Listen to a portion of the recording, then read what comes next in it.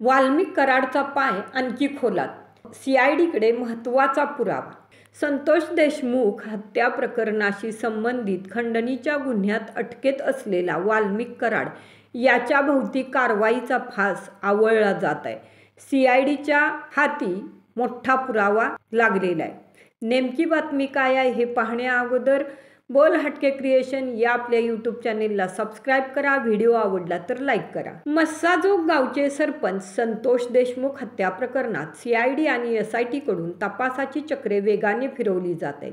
या हत्या प्रकरणाशी संबंधित खंडणीच्या गुन्ह्यात अटकेत असलेला वाल्मिक कराड याच्या भोवती कारवाईचा फास आवळला जात आहे.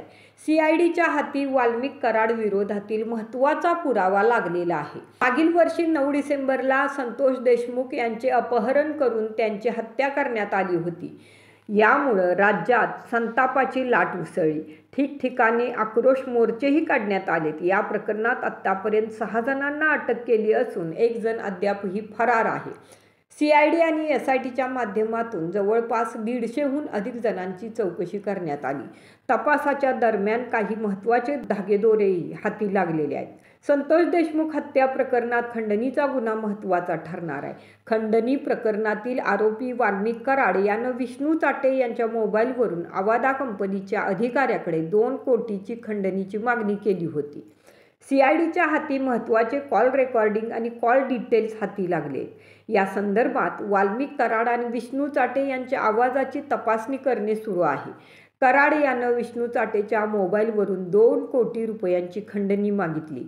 मागणी पूर्ण न केल्यास हातपाय तोडण्यासह कायमची वाट लावीन अशी धमकी वाल्मिक कराड यानं अधिकाऱ्याला दिली होती. याच संदर्भात सुनील केदू शिंदे यांच्या तक्रारीवरून केज पोलिसात गुन्हा दाखल आहे. सुनील शिंदे हे अवादा एनर्जी कंपनीत प्रकल्प अधिकारी म्हणून काम करत आहेत. केज तालुक्यात विविध ठिकाणी पवन ऊर्जा प्रकल्पाची मांडणी आणि उभारणीच्या कामाची त्यांच्यावर जबाबदारी आहे.